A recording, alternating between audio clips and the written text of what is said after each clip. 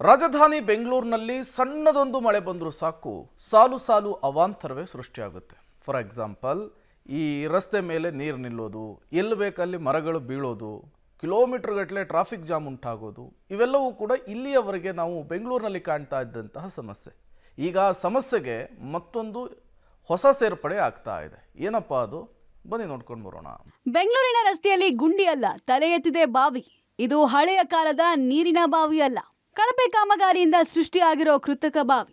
ಹೆಬ್ಬಾಳ ಅಂದ್ರೆ ಸಾಕು ವಾಹನ ಸವಾರರು ಅಯ್ಯೋ ಇದ್ಯಾವ ರೋಡು, ಇದ್ಯಾವ ಕೆಲಸ, ಯಾವಾಗ ಟ್ರಾಫಿಕ್ಗೆ ಮುಕ್ತಿ ಸಿಗುತ್ತೋ ಅನ್ನೋ ಮಟ್ಟಕ್ಕೆ ಹೋಗಿದ್ದಾರೆ. ಅಲ್ಲಿ ನಡೀತಾ ಇರುವ ಕಾಮಗಾರಿಗಳಿಂದ ಆಗ್ತಾ ಇರುವ ಟ್ರಾಫಿಕ್ಗೆ ವಾಹನ ಸವಾರರು ಗಂಟೆ ಗಟ್ಲೆ ರೋಡ್ನಲ್ಲೇ ಕಾಲ ಕಳೆಯುವಂತಾಗಿದೆ. ಒಂದ್ ಕಡೆ ಫ್ಲೈಓವರ್ ಕೆಲಸ, ಮತ್ತೊಂದ್ ಕಡೆಗೆ ಮೆಟ್ರೋ ಕಾಮಗಾರಿ, ಜೊತೆಗೆ ನಾಗವಾರದಿಂದ ಹೆಬ್ಬಾಳಕ್ಕೆ ಬರುವ ಮತ್ತು ಹೋಗುವ ಮಾರ್ಗದಲ್ಲಿನ ಗುಂಡಿಗಳ ರಸ್ತೆ. ಇಂತಹ ಹೆಬ್ಬಾಳ ರೂಟ್ ನಲ್ಲಿ ಈಗ ಹೊಸದೊಂದು ಸಮಸ್ಯೆ ಶುರುವಾಗಿದೆ. ಕಳೆದ 10 ದಿನಗಳಿಂದ ಹೆಬ್ಬಾಳ ಔಟರ್ ರಿಂಗ್ ರೋಡ್ ನ ಸಿಗ್ನಲ್ ಗಿಂತ ಕೊಂಚ ಹಿಂದೆ ರಸ್ತೆ ಭಾವಿ ಆಕಾರದ ಗುಂಡಿ ಬಿದ್ದಿದೆ. ಸರಿಸುಮಾರು 15 ಅಡಿ ಆಳ ಇದ್ದು ಒಳಭಾಗದಲ್ಲಿ ಸಾಕಷ್ಟು ಅಗಲಕ್ಕೆ ಮಣ್ಣು ಕುಸಿದಿದೆ. ಮಲೆನಾಡಲ್ಲೋ ವೈನಾಡಲ್ಲೋ ಭೂಮಿ ಕುಸಿಯೋದು ನೋಡಿದೀವಿ, ಆದರೆ ಬೆಂಗಳೂರಲ್ಲೂ ಭೂಮಿ ಕುಸಿತಿದೆ ಅಂದರೆ ಆಶ್ಚರ್ಯ ಆಗುತ್ತೆ. ಬರೀ ಕುಸಿಯೋದು ಮಾತ್ರ ಅಲ್ಲ, ಬಾವಿ ರೀತಿಯಲ್ಲಿ ಗುಂಡಿ ಬಿದ್ದಿದೆ. ಎಲ್ಲಿ ಯಾವ ರೀತಿ ಅಂತ ನಿಮಗೆ ದೃಶ್ಯಗಳಲ್ಲಿ ತೋರಿಸ್ತಾ ಅದ್ರ ಬಗ್ಗೆ ಹೇಳ್ತಾ ಹೋಗ್ತೀನಿ. ಇದು ನಾವಿರೋದು ಹೆಬ್ಬಾಳದಲ್ಲಿ.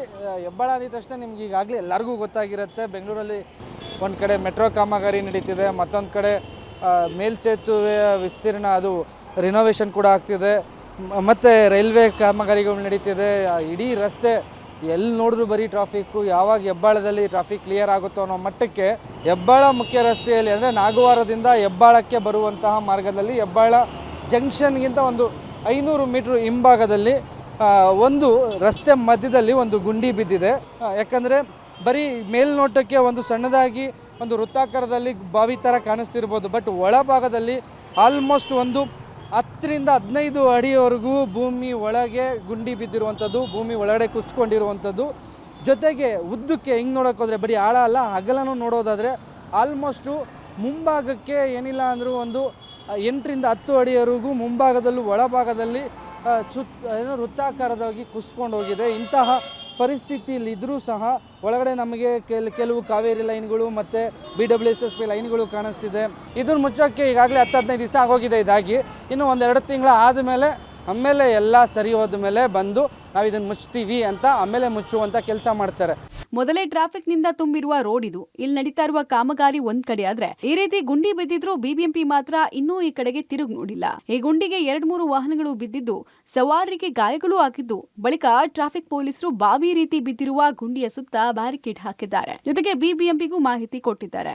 ಆದ್ರೂ ಯಾರು ಬಂದು ಇದನ್ನ ಸರಿ ಮಾಡ್ತಿಲ್ಲ ಅಂತಿದ್ದಾರೆ ಅಲ್ಲಿನ ಸ್ಥಳೀಯರು.